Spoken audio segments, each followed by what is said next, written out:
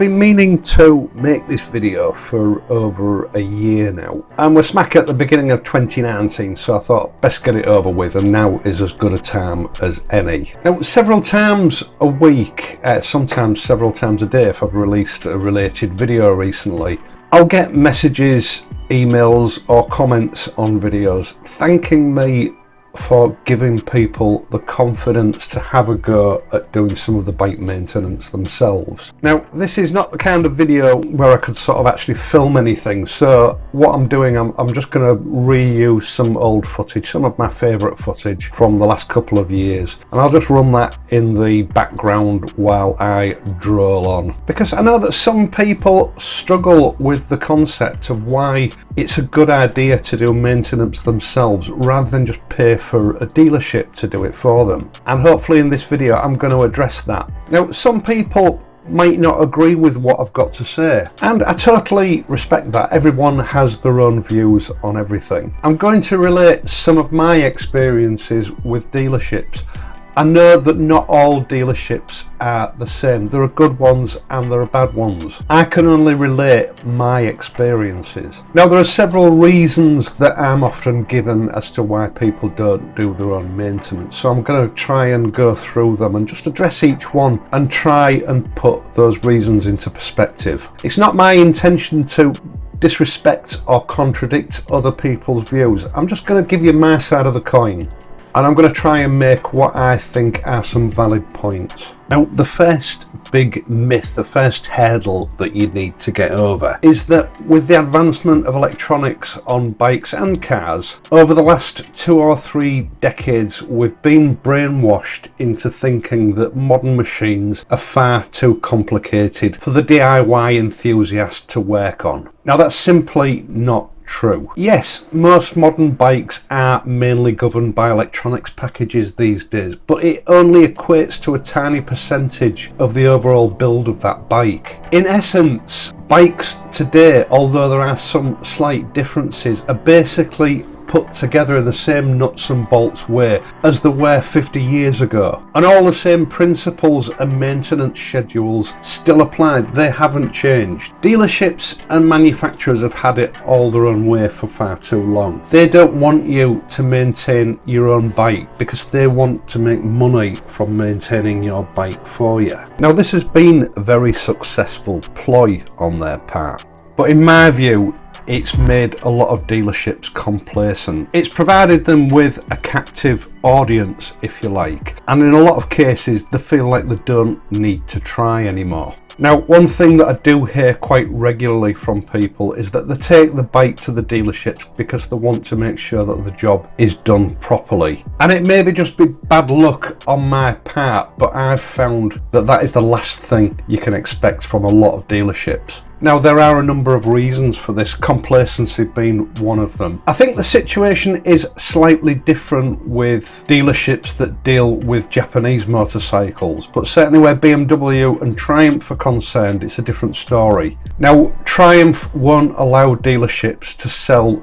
other makes of motorcycle on the same showroom floor as the Triumphs. Triumph also impose on these dealerships certain sales figures that they must complete each month. Not just for bikes, but also for parts and accessories. They also have very strict and high standards as to how those dealerships should be decorated and laid out. Very expensive standards. Now, the end result of this is that your average family business, the old-fashioned family-owned dealership, they're very few and far between these days. And what tends to happen is that large retail entities or dealership chains move in and snap up the franchises for various different cities, controlling and owning a number of these dealerships. Profit becomes the number one overriding factor in everything they do, and that impacts on the service that you receive. Also, now I don't know about other countries, but here in the UK there is a shortage of competent,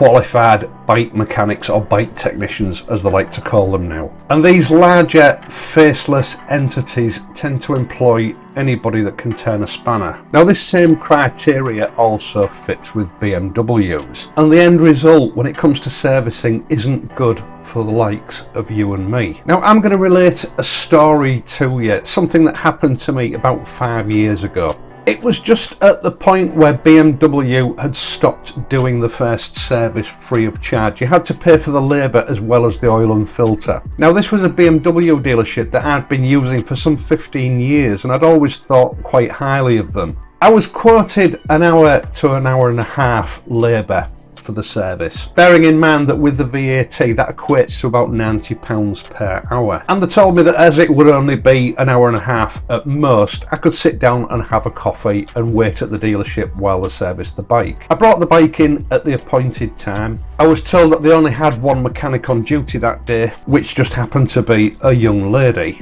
Now, I'm not sexist, I don't have a problem with that. But the alarm bells did start ringing when there was immediately a 20-minute delay between me handing the keys of the bike over and it actually being taken into the service bay to be worked on. The reason being, I was told, is that this young lady, this mechanic, didn't know how to ride a motorcycle. She didn't have a licence, she hadn't passed a test, so someone else had to take it into the workshop for her. The bike finally disappeared into the service bay, and after about an hour I'd drank enough coffee, I'd read enough magazines, and I decided to have a wander round the back of the premises where the service bay is situated, just to see how she was getting on with the bike. Now it was a warm summer's day, so the doors to the service bay were open and I could see into the service bay quite clearly. The bike was sitting there partly dismantled, the cap for the brake reservoir had been taken off, and the mechanic was nowhere to be seen. Now, in my head I reasoned that the service was only going to take another half an hour, so I went back into the showroom, sat down, had some more coffee, and before I knew where I was, another hour had passed. Now in the meantime, I had seen this young lady walking backwards and forwards through the showroom, chatting to various members of staff,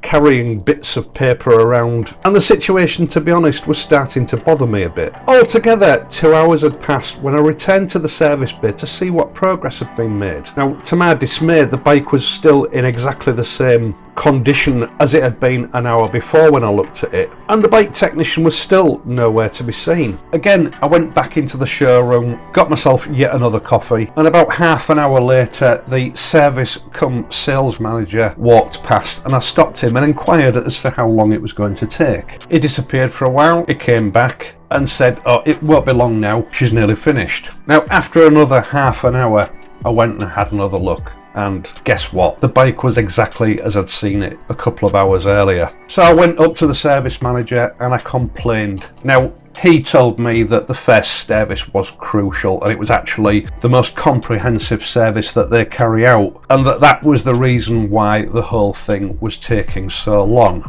I pointed out to him that wasn't the case and that the bike hadn't been touched for almost 2 hours, and with that he went and found the bike technician wherever she was, and he assured me that the bike would be ready within half an hour. Now, towards the end, he was actually standing in the doorway of the service bay, a doorway which separated the showroom from the service bay, and I could see him talking to the technician as she was finishing the bike off. To me, it was as though he was sort of keeping an eye on it and making sure that she didn't disappear again. And at one point, I remember quite clearly, they were both laughing and joking, and he said to her, "If you're not careful, you're going to overfill that." Now, it took a total of 3 3/4 hours for this 1 hour service to be completed. When it came to me actually paying for the service, we had an argument because they tried to charge me for 3 hours labour. We sorted it out, and totally disgruntled, I hopped on the bike and started making my way home. On the way home, I noticed that a cover was loose, a plastic cover which I think covered the coolant expansion tank hadn't been fastened back on it. It was literally just laid there.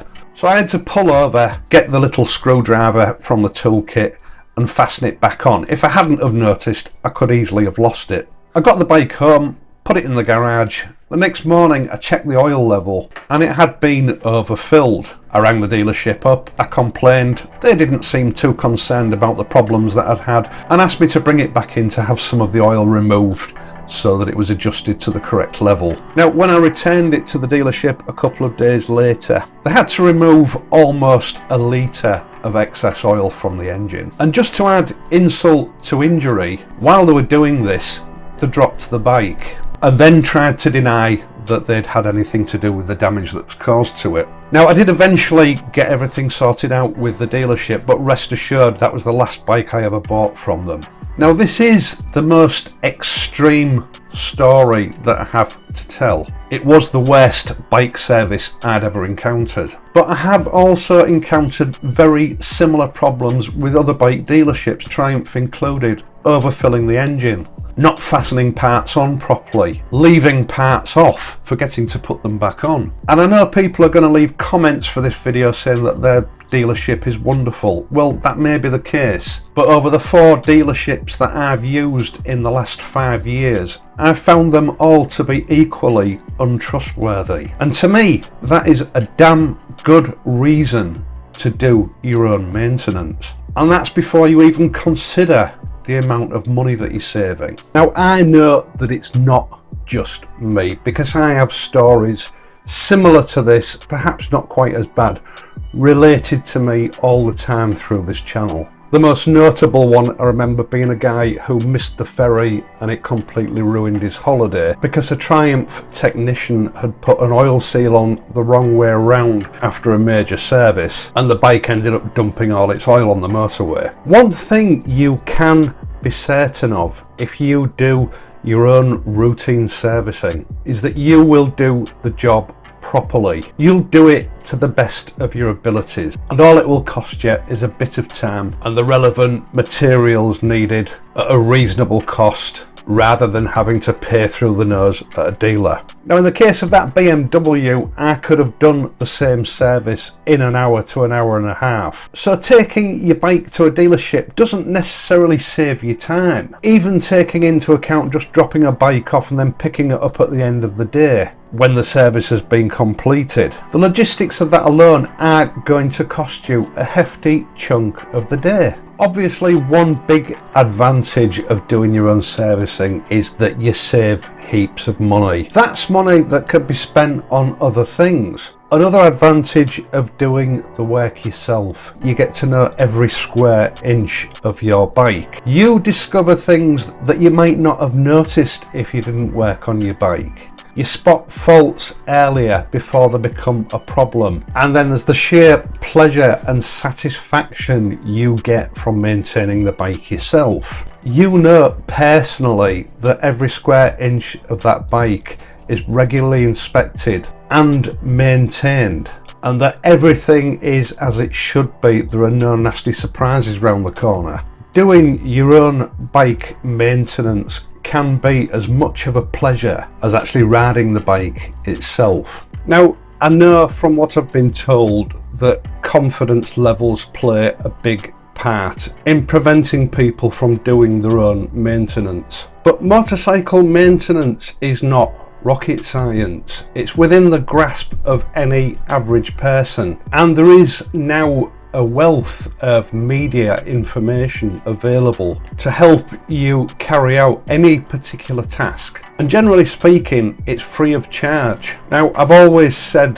that my goal is to try and inspire people to have a go at maintenance themselves. And I do hope that this video pushes a few more people over the right side of the fence. Right, this has been a pretty long one, I'm sorry for that. I hope you've enjoyed this video and found it useful. If you have, please leave a like and subscribe to my channel. All things being well, I'm hoping to get the filming done for the second part of the videos dedicated to upgrading the braking system on the T100. And I'm hoping to get that up for next Wednesday. Once again, thanks for watching. I'll see you next time, and until then, ride safely.